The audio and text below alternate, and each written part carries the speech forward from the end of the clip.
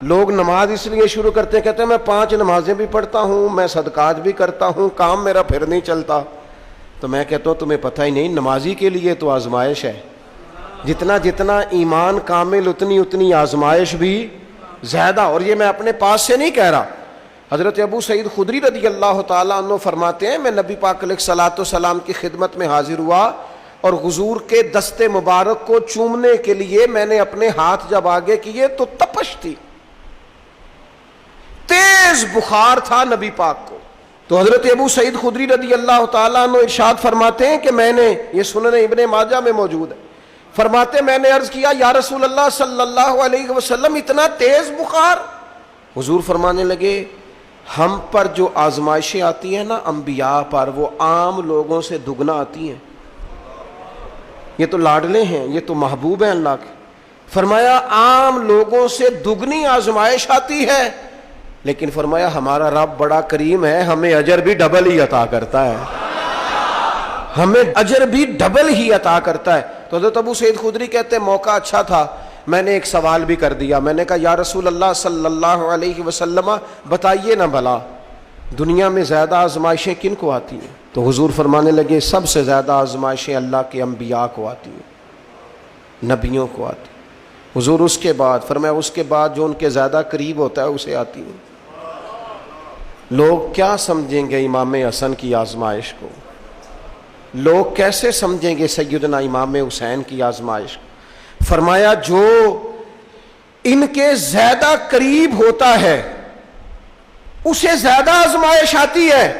تو حضور کے سب سے قریب تو امام حسن ہے نا، امام حسین ہے نا، تو کیا سمجھتا ہے قربت بس نسبت کے اظہار کا نام ہے اور بڑے لطف کے ساتھ زندگی گزارنے کا نام ہے؟ تو نبی پاک علیہ الصلوۃ والسلام نے فرمایا بات بڑی مزے کی ہے، فرمایا پھر اللہ کے بعض بندے تو ایسے ہوتے ہیں جنہیں اللہ فقر میں مبتلا کر دیتا ہے، فرمایا ان کے پاس صرف ایک چادر رہ جاتی ہے، اتنا فقر ان کے پاس آتا ہے، لیکن جو حدیث کے آخری لفظ ہے نا وہ وجد والے ہیں، وہ وجد والے ہیں، وہ سرور والے ہیں۔ ہمارا یہ مزاج ہوتا ہے کہ میٹھا میٹھا کھا جاؤ اور ذرا کڑوا آ جائے تو سویرے بھی رو شام بھی رو، حال ہی کوئی نہیں، غریبی بڑی، پریشانی بڑی، حضرت صاحب گھر سے بیماری جاتی نہیں، اور جناب کیا بتائیں بعض لوگ تو ایسے ہیں جن کی بات سن کے لگتا ہے زندگی میں کبھی سوئی ہی نہیں، اتنے بڑے بڑے دکھ سناتے ہیں۔ او خدا کی رحمت کا بھی تو ذکر کرنا، خدا نے جو تیرے اوپر انعامات کیے ان کا بھی تو ذکر کرنا، ان کا تذکرہ ہی نہیں کر رہا میرا بھائی۔